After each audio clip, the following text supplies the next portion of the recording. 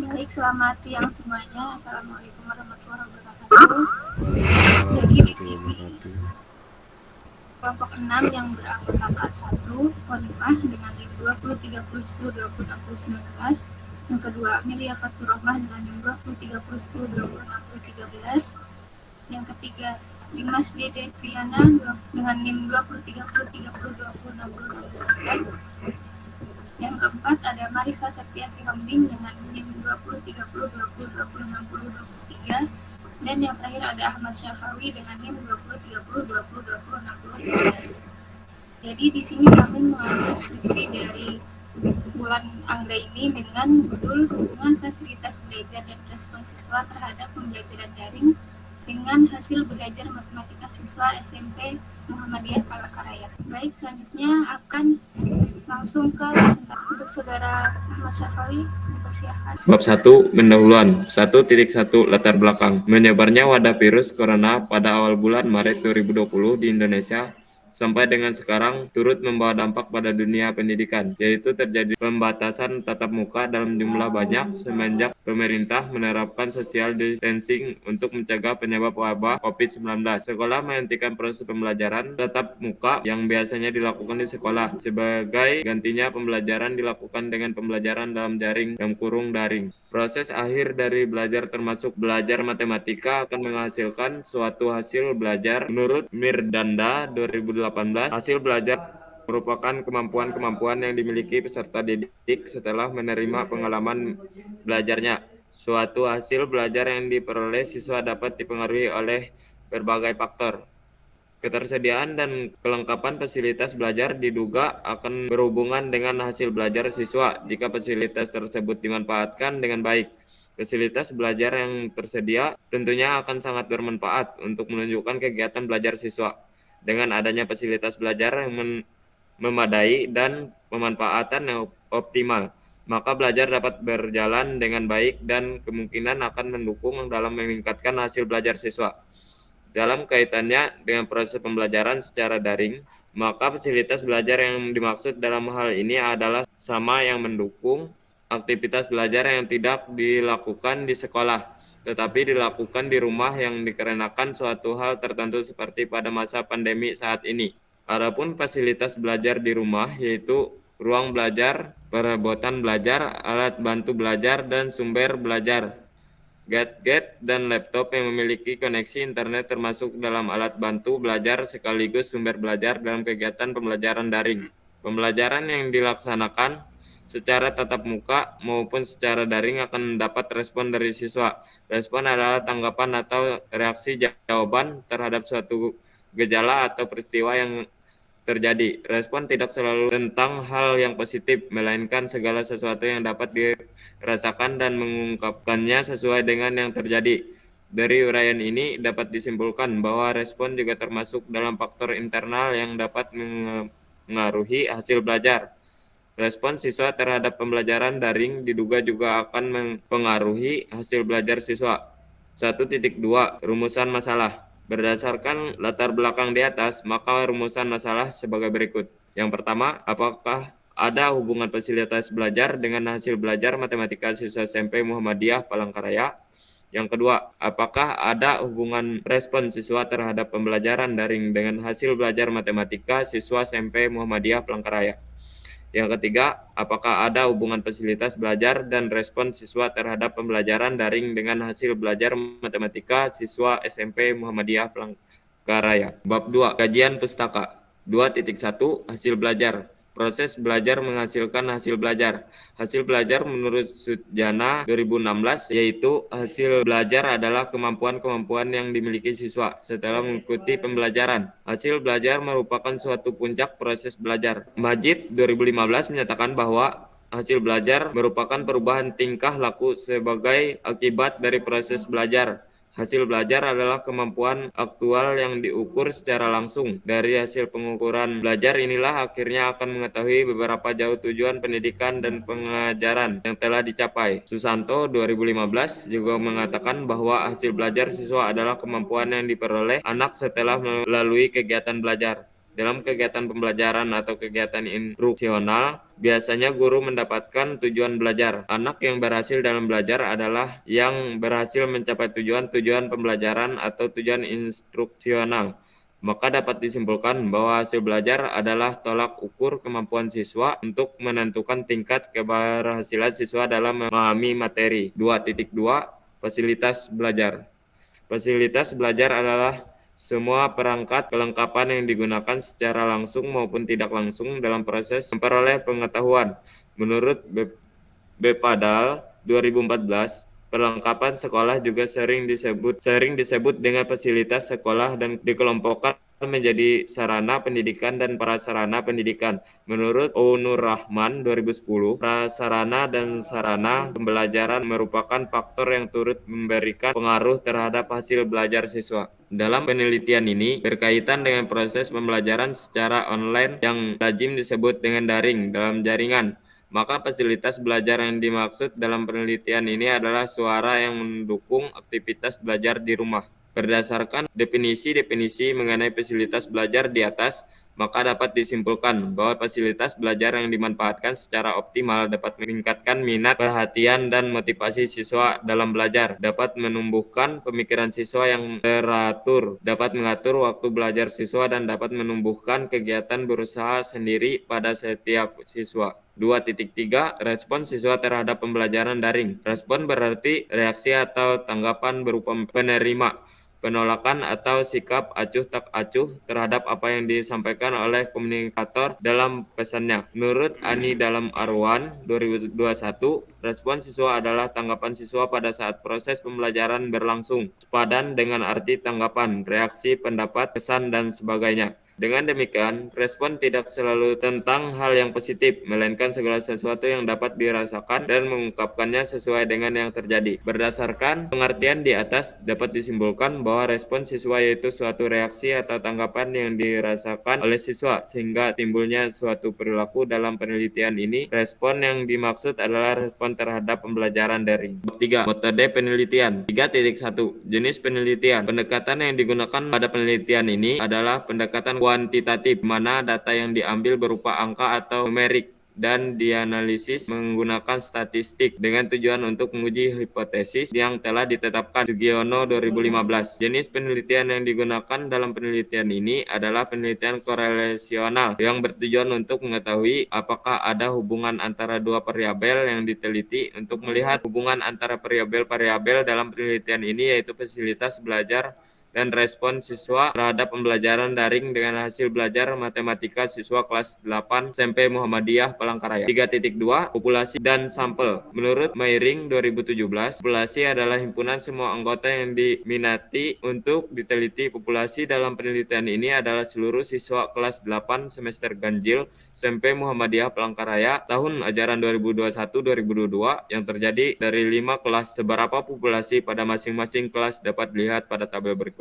Dalam penelitian ini, penelitian tidak melakukan pengambilan sampel, yang artinya penelitian menggunakan seluruh siswa kelas 8 SMP Muhammadiyah Palangkaraya semester ganjil tahun ajaran 2021-2022 yang berjumlah 139 siswa sebagai objek dalam penelitian, sehingga penelitian ini disebut penelitian populasi. 3.3 Instrumen penelitian. Instrumen penelitian yang digunakan dalam pengumpulan data ini adalah lembar angkat dan lembar tes. Angket digunakan untuk mendapatkan informasi data variabel bebas yaitu fasilitas belajar dan respon siswa terhadap pembelajaran daring. Sedangkan soal tes yang digunakan untuk mendapatkan data variabel terikat yaitu hasil belajar matematika siswa berupa soal pilihan ganda. 3.4 Hipotesis penelitian. Hipotesis yang diajukan dalam penelitian ini adalah yang pertama, terdapat hubungan positif fasilitas belajar dengan hasil belajar matematika siswa kelas 8 SMP Muhammadiyah Palangkaraya. Yang kedua, terhadap hubungan positif respon siswa terhadap pembelajaran daring dengan hasil belajar matematika siswa kelas 8 SMP Muhammadiyah Palangkaraya. Yang ketiga, terhadap hubungan positif fasilitas belajar dan respon siswa terhadap pembelajaran daring dengan hasil belajar matematika siswa kelas 8 SMP Muhammadiyah Palangkaraya. Selanjutnya akan dilanjutkan oleh teman saya, Ponima. 3.5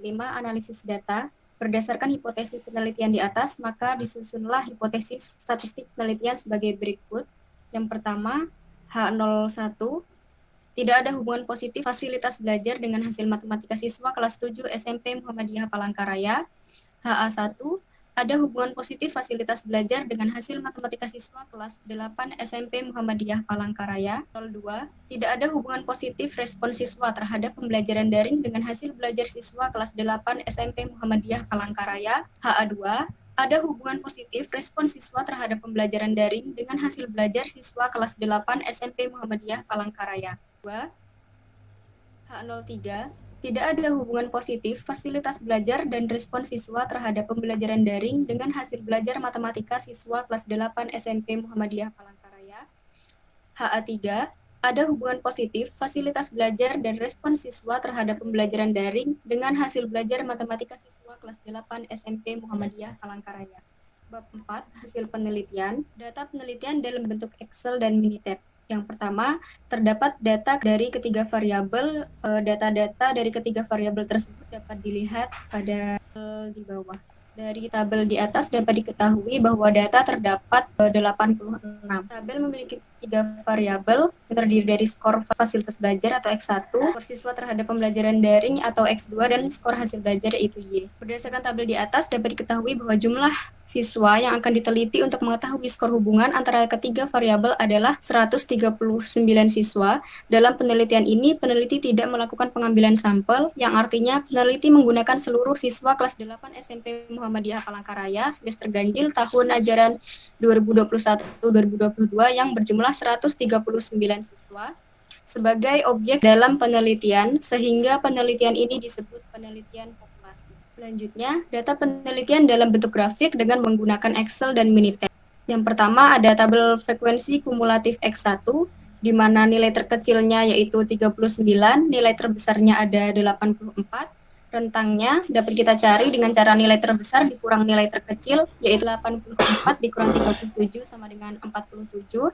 Kemudian banyaknya kelas dapat kita cari dengan menggunakan rumus 1 ditambah 3,3 log n atau logaritma dari seluruh jumlah data tadi, yaitu 86, sehingga mendapatkan hasil 8.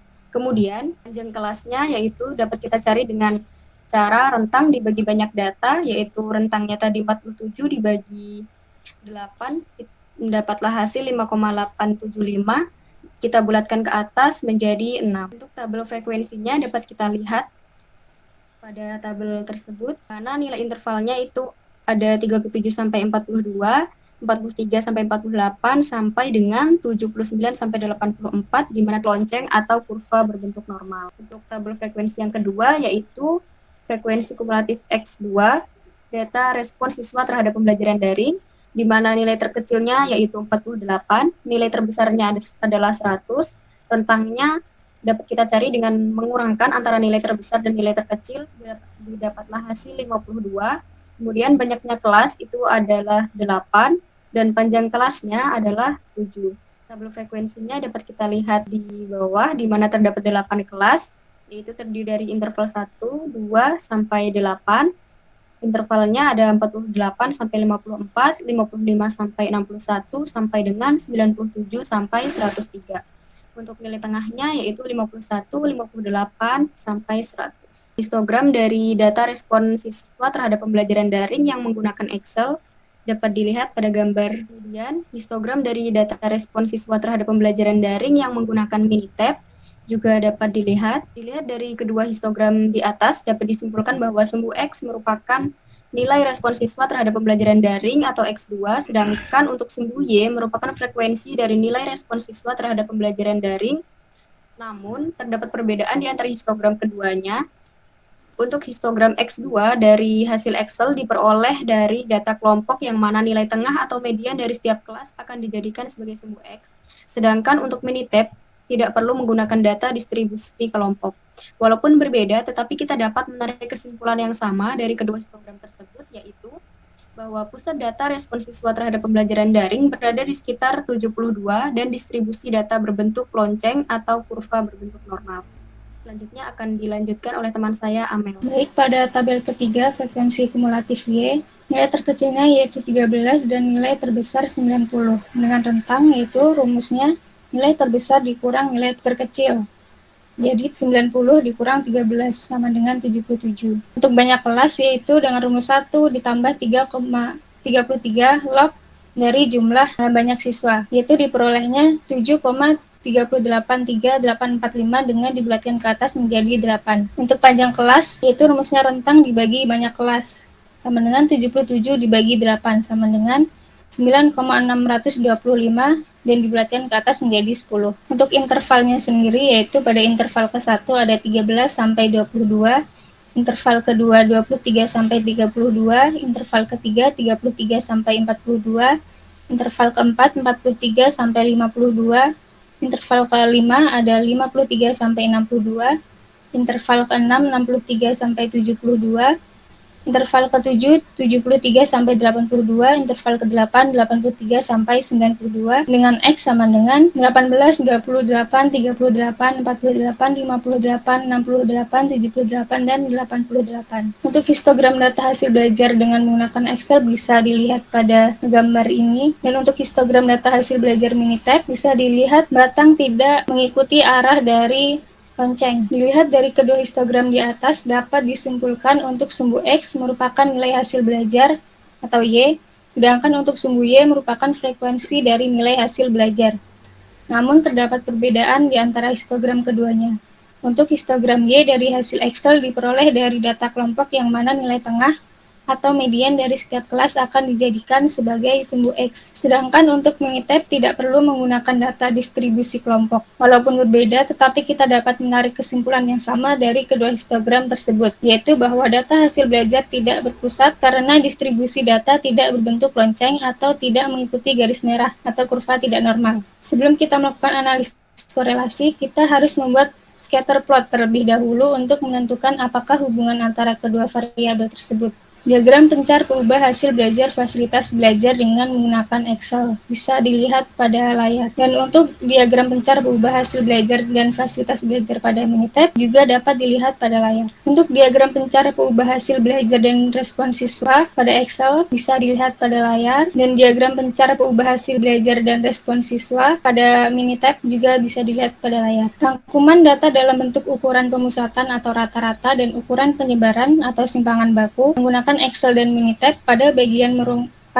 merangkum data terdapat ukuran pemusatan yaitu rata-rata atau min, median, dan modus. Terdapat pula ukuran penyebaran yaitu simpangan baku atau standar deviasi dan varian. Rangkuman data dengan Excel. Berdasarkan data yang sudah kita ketahui sebelumnya, kita dapat merumuskan data-data tersebut dengan bantuan aplikasi Microsoft Excel yang dapat membantu untuk memudahkan kita dalam merumuskan data-data yang ada. Rata-rata atau min. Untuk menggunakan rata-rata pada Microsoft Excel dapat dilakukan dengan cara membagi jumlah data dengan banyaknya data, atau dengan cara memasukkan perintah sama dengan average atau blok data yang akan dicari min-nya, kemudian tekan enter. B. Ada median. Untuk menghitung median pada Microsoft Excel, kita dapat memasukkan perintah sama dengan median, lalu blok data yang akan dicari mediannya, kemudian tekan enter. C. Modus. Untuk menghitung modus pada Microsoft Excel, kita dapat memasukkan perintah sama dengan mode, lalu blok data yang akan dicari mediannya, kemudian tekan enter. D. Standar deviasi.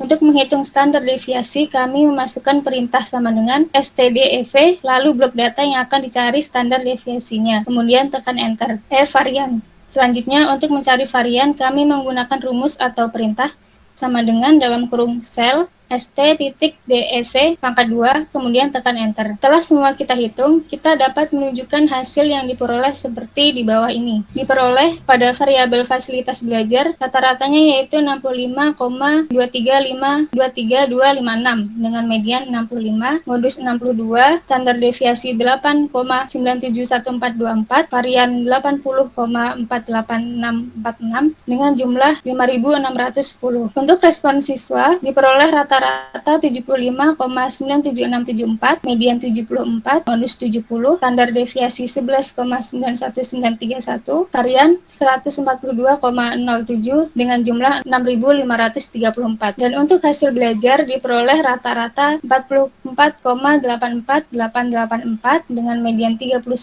modus 29, standar deviasi 20,97871, varian 440,1063 dan jumlah 3.857. 2. Rangkuman data dengan Minitab. Selanjutnya, untuk membantu memastikan jawaban atau hasil dari rangkuman data yang kita peroleh dengan Microsoft Excel, kita dapat menghitung kembali dengan aplikasi Minitab. Pada Minitab, kita dapat mencari rangkuman data dengan cara mengcopy data-data yang ingin kita cari dari tabel data yang ada pada Excel ke lembar kerja pada Minitab. Kemudian kita dapat menuju pada Stat, Basic Statistik, lalu display descriptive stat, lalu masukkan data yang ingin dirangkum. Kemudian klik statistik dan pilih rangkuman apa saja yang diinginkan. Kami memilih untuk merangkum mean, standar deviasi, variance, median, dan mode, serta cek statistik yang dipilih adalah default. Kemudian OK dan OK kembali, sehingga hasil yang muncul dapat dilihat seperti tabel di bawah ini. Dari hasil yang muncul pada Microsoft Excel dan Minitab, kita dapat mengetahui bahwa rangkuman data sudah sesuai karena hasil yang diperoleh dari kedua cara adalah sama. D. Hasil pemeriksaan asumsi kenormalan menggunakan Minitab dan Excel tabel. Tabel 1. Uji kenormalan fasilitas belajar pada Excel. Bisa dilihat pada layar untuk tabelnya. Dari tabel tersebut diperoleh KS hitung lebih kecil dari KS tabel, maka X1 berdistribusi normal. Kemudian akan dilanjutkan oleh teman saya, Mas Didi Priana. Selanjutnya itu hasil uji normalitas pada Minitab. Bisa dilihat pada layar, situ fasilitas belajar, yang mana bisa kita lihat di samping-sampingnya itu min 65 dan sekian. Terus tabel 2, uji kenormalan respon siswa terhadap pembelajaran daring pada Excel. Bisa dilihat pada tabelnya yang tabel 2. Nah, bisa dilihat di situ tabel 2 itu adalah tabel uji kenormalan respon siswa terhadap pembelajaran daring pada Excel. KS hitungnya kurang dari KS tabelnya, yang mana artinya itu X2-nya ini itu berdistribusi normal. Nah, setelah itu kami uji lagi normalitasnya pada Minitab, yang mana bisa kita lihat pada layar di situ. Respon siswa terhadap pembelajaran daring itu adalah hasil uji normalitas pada Minitab. Bisa kita lihat di samping-sampingnya min, standar deviasi, n, banyaknya data, KS, dan juga p-value-nya. Selanjutnya, tabel 3, uji kenormalan pada Excel. Nah, bisa dilihat di situ tabelnya, yang mana kami menghitung itu KS hitungnya itu lebih dari KS tabelnya, yang mana ini Y tidak berdistribusi normal. Hasil uji normalitas pada Minitab-nya itu bisa kita lihat pada gambar di layar.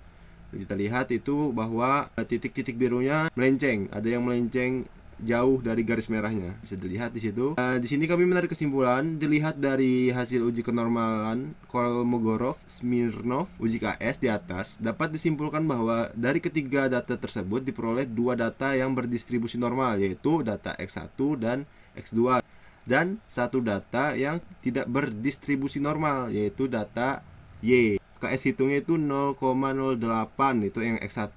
Untuk yang X2 nya itu 0,101. Terus untuk yang Y itu 0,157. Nilai alfa yang digunakan pada uji ini adalah 0,05. Dan total data yang ada adalah 86. Maka KS tabel yaitu 0,136. Setelah dilakukan perbandingan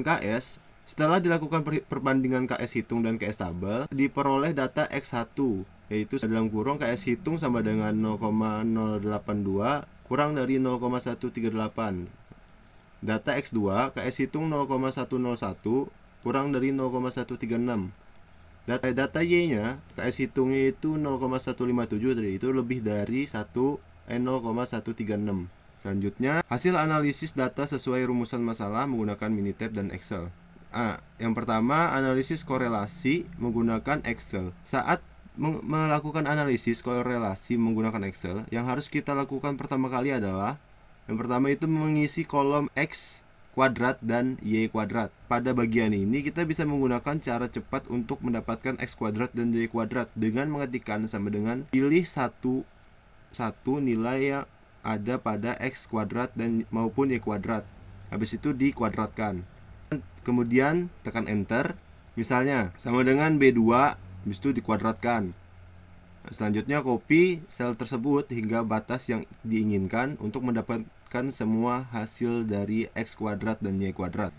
Yang B, mengisi kolom X kali Y.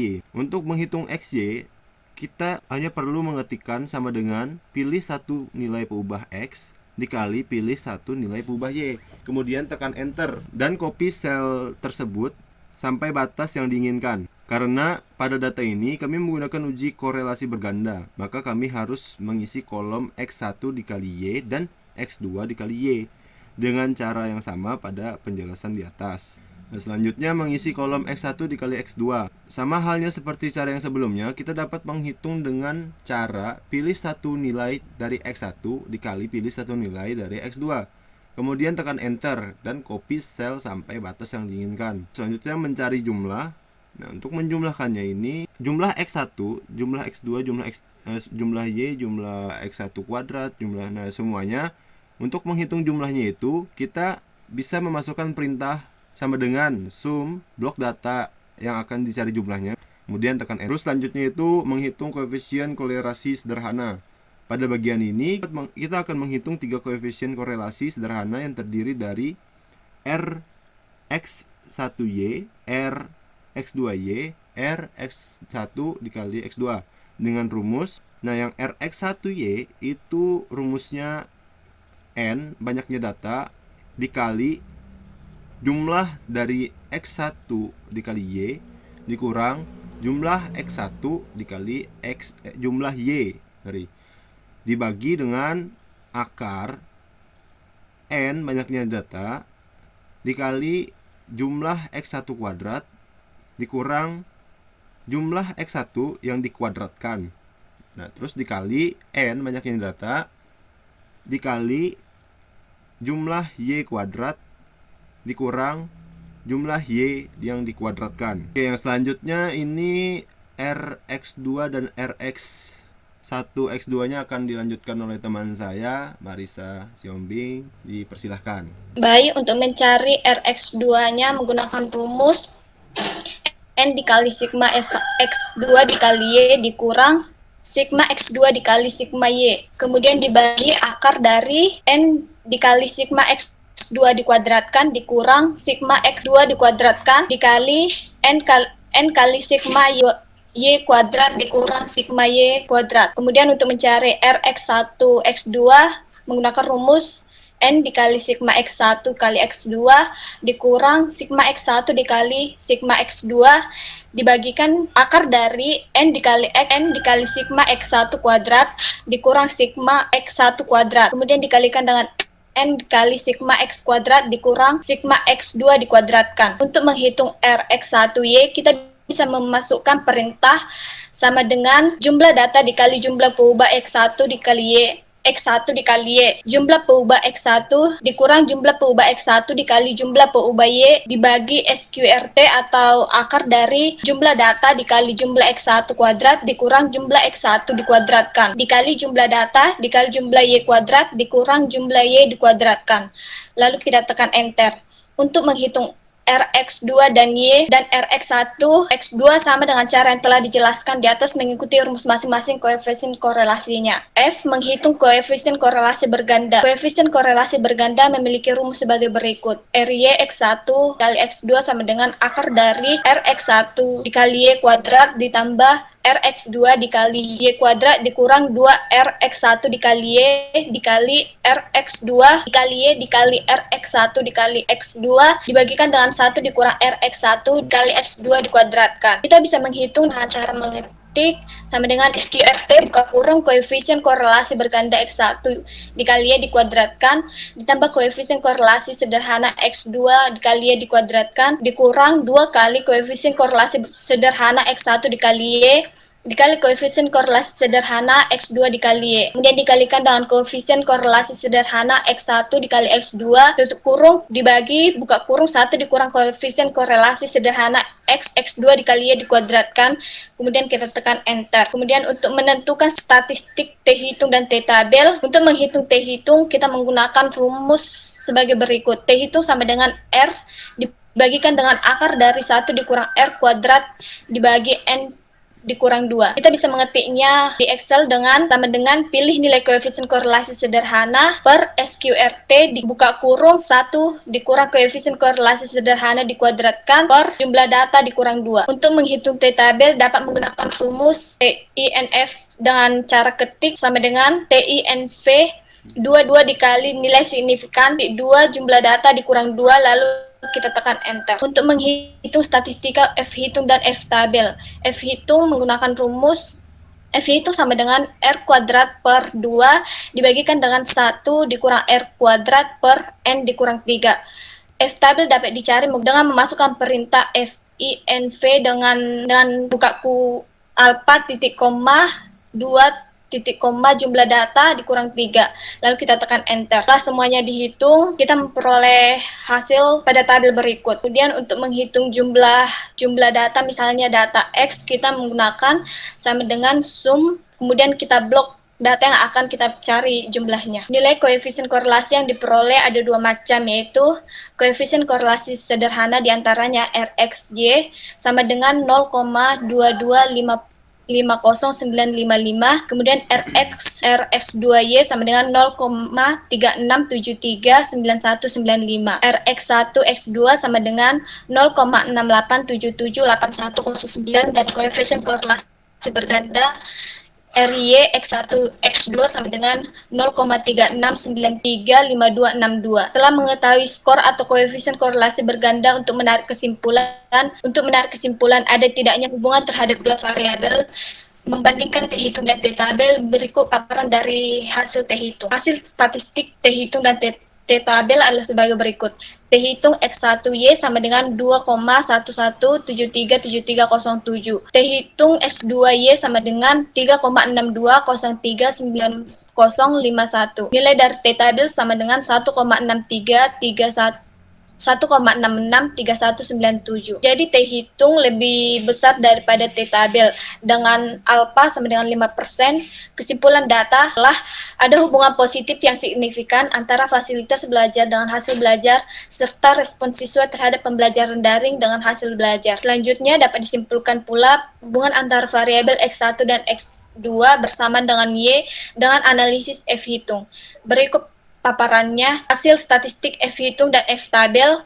F hitung sama dengan 6,558441. F tabel sama dengan 3,106507. Dengan demikian, F hitung lebih besar daripada F tabel. Kesimpulannya, data mendukung untuk menolak H0 yang berarti ada hubungan positif yang signifikan antara perubahan fasilitas belajar dan respon siswa terhadap pembelajaran daring secara bersama-sama terhadap hasil belajar dengan tingkat kepercayaan 95%. Kemudian analisis korelasi menggunakan Minitab. Mencari koefisien korelasi menggunakan Minitab bisa dikatakan lebih mudah daripada menggunakan Excel. Pada Minitab kita hanya perlu mengcopy data-data yang ada pada tabel Excel ke dalam aplikasi Minitab. Karena pada data kali ini adalah data korelasi berganda, maka data yang kita gunakan adalah data fasilitas belajar atau X1, respon siswa terhadap pembelajaran daring atau X2, dan hasil belajar atau Y. Petunjuk untuk mendapatkan koefisien korelasi di Minitab sebagai berikut. Copy data X1, X2, dan Y secara berturut-turut ke kolom C1, C2, dan C3 di Minitab.